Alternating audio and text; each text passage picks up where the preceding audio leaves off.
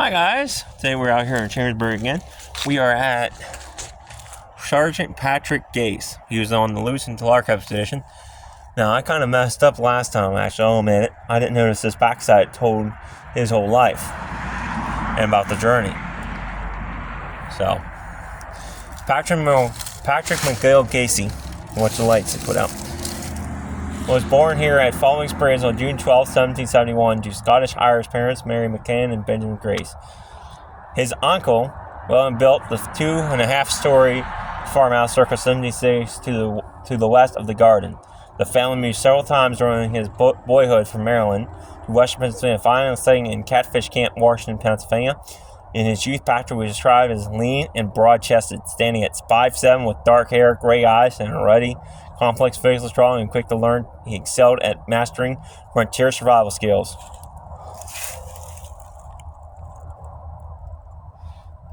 Dawn among the Cottonwood Powder built camp, winter 1805. The adventure. So, there's that. So the adventure, Patrick took the place of his drafted father and joined Virginia's Captain's Corbin Company Rangers. In 1709, Dewey fought to repel Indian raids on the colonial Western Front under General Mad Anthony. When a year later, Grace took a dangerous boat trip to New Orleans to sell accommodations, traveling rivers through the Ohio and Mississippi territory for running to Philadelphia by ship. He then rode on horseback through Carlisle, PA, in time to see President Washington preparing the troops for the march to Western Pennsylvania to stop the Whiskey Rebellion. Wow, that's pretty damn cool. Upon return to Chembersburg in 1794, Patrick became a carpenter's apprentice. While working on the James Buchanan homestead, he met the very young future president, Little Jimmy. In 1799, Gase enlisted as an Army private, serving under General Alexander Hamilton. 2 years later, he was stationed in Cassis, Illinois territory under Captain Basil. It was there in 1803 that Gase met Captain Meriwether Lewis, who was recruiting men for the Corps of Discovery. Only those who were stout, healthy, and capable of bearing bodily fatigue in a pretty considerable degree were selected. Lewis chose one person for every 100 that applied. Gase carpenter's skills and frontier experience were major assets. Grace requested to join the Corps, but Corp Bristol highly valued his carpentry skills and refused his request.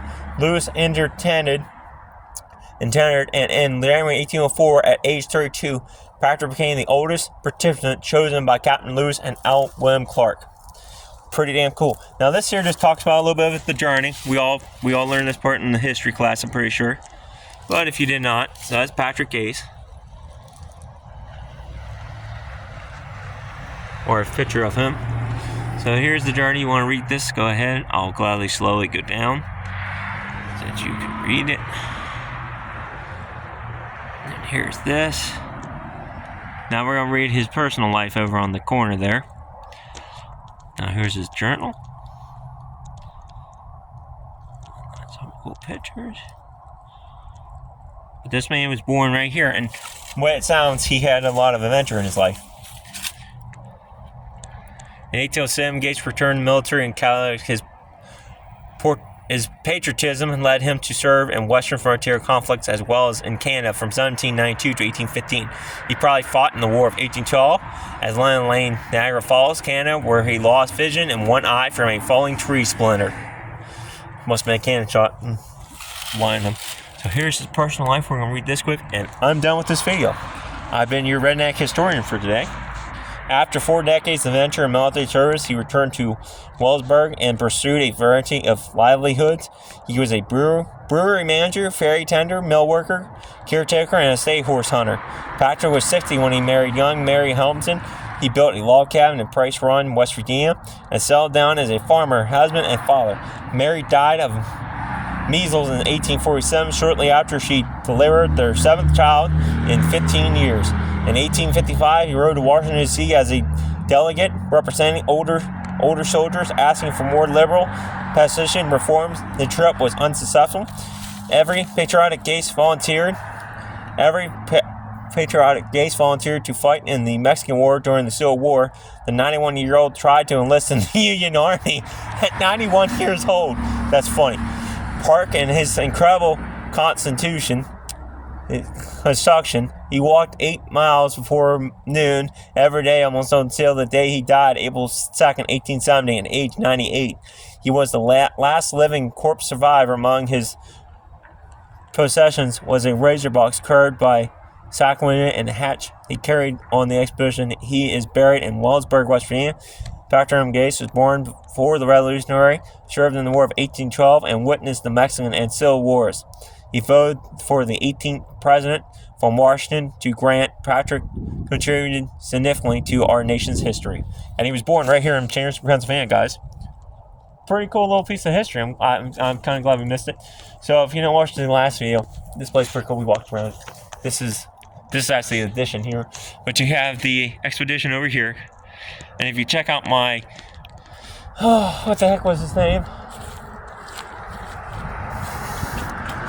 Patrick Grace's family home. You'll see the whole view of the house. I'm going to be lazy today because I got plants.